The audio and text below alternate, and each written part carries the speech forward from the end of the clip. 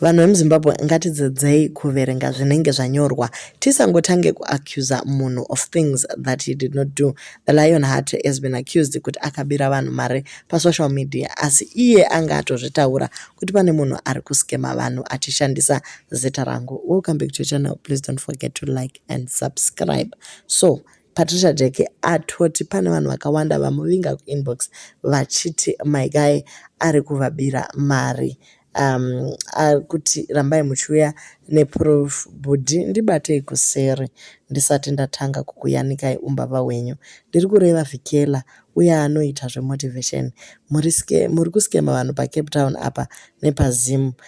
Kana zvandiri kuona dziri shuwa. Well done DJ Ola for making that decision. Wainyura zvokwadi. Vike panopetwa mbavha uyai tionesane. Amen. So vanhu vakawanda vauya vakati aiwa guys, mukomana akatonyora pawall pake kuti vedway please take note, pane munhu ari kuba achibira vanhu achishandisa Lionheart. So akatotaura akati munhu uyu anosenda mameseji achiti I'm trying to help you kumonetize, unogona kundisira mari pakati uye atodzidzisa vanhu zvinhu zvecryptocurrency obva aclaima kuti vamupe chimari vaise pakadai obva aisa nenhamba yacho, of which ivo vataura vakati haisiriyo nhamba yavo.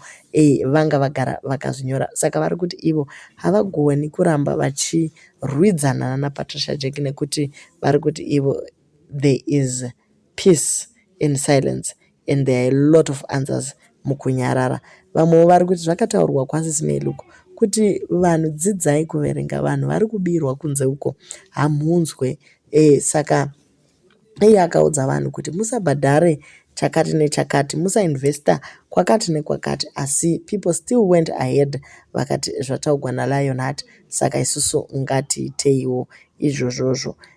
Vamwe vari kuti isi tagara takatomunfollowa kana nekuti aitotipa pressure achikoti inzwai kakamaikai, inzwa kakamaikai, iye achitobira vanhu. So akataura akati wedway there is an imposter, pane fake account, handina option for messaging on Facebook. I would never send you a message ndichikukumbira mari or introduce you to any cryptocurrency deals if you did not speak to me on any of our proven WhatsApp accounts. Then you are going to fall victim to these people. Ndicha-verify some accounts angu in the next few days, then tobva tafamba zvakanaka. Zvino maambassador vanhu veZimbabwe vapete vabva vangoti regai vaifambire nyaya dzacho, tichangonzwa kuti zvabuda sei. Iye arespondawo akati chii, but the last time I checked angoti iye haana answer yaanogona kupa. There is power in saying nothing at all. Do leave your comments on what you think.